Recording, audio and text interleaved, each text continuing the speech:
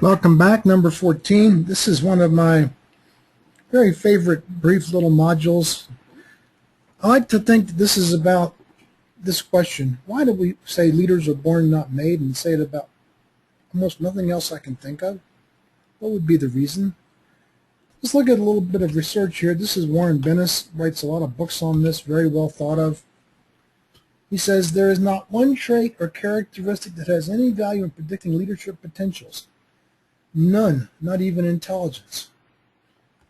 Well, wow. So what's that mean? If this guy is right, do we just quit now? Do we abandon our quest to be leaders? If it doesn't correlate with anything, what could we possibly do? Let's do a little inquiry. Let's find out how you can improve your leadership effectiveness. I'd like you to go to your workbook on page 8. Write the names of a few leaders you admire in your workbook. It could be historical figures, it could be family members, it could be your current boss, it could be George W. Bush, God help you. Anyway, I'm not going to ask you to relate these, just write them down, and I'm going to watch until I see you've written 2 or 3 each.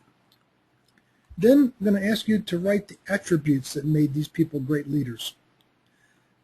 I'm going to ask you to report these attributes, and I sometimes do this popcorn style. That means just let people speak up. Sometimes I go through the whole room. You can do it either way. If it's a relatively smaller group, I'd ask everyone. I'm always amazed that when I go through the whole room, almost everyone seems to come up with something new, even though lots of people have guessed before. And while these are coming up, I'll have a second chair and maybe a volunteer record them on flip charts. And the method is that when you say your attribute, I will repeat it for the scribe to write it. I will often make it a little bit tighter, a little bit cleaner, and I'll check with you if I got it right before they do it. And by me metering them out in this way, we can keep you from getting ahead of what the scribes can do. So we get a flip chart or two. You can wait and see how the energy in the room is. It's kind of a balance between how much time you take and letting everybody contribute. So if we do that, and then I'm going to ask the group, without a lot of conversation, I'd like you to tell me, which is it more about? Is each attribute more about an attitude or more about a skill? And in some cases it might be a little confusing, and we can say both, attitude/skill. Let's try not to do that. Let's try and figure out which one it's more about. So I go through the list and the group reports. What do you think the answer always is? Well, you're right. It's overwhelmingly attitudes.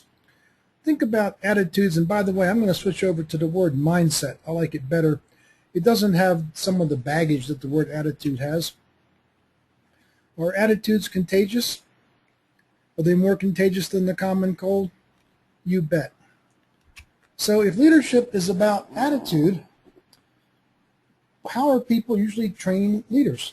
When I went to things, when I worked for NASA, NASA spent lots of money on developmental programs for me. It was always skills training. Well, you see now, this may be the reason we say that leaders are born not made.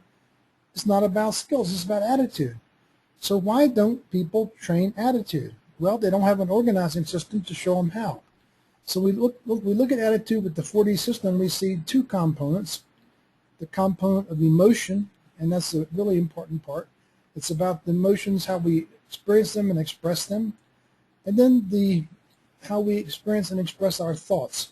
I'm going to call these expressions, the most interesting ones, I'm going to call them storylines, as we'll see. So what we've done is we've gone through the question of what attributes the most effective people have. You've characterized them as mostly about attitude, and now we divide attitude to 2 manageable parts. This is great fun for me, and we will proceed first to deal with storylines. Thank you for listening. Have a great day wherever you are. Take care, and bye-bye.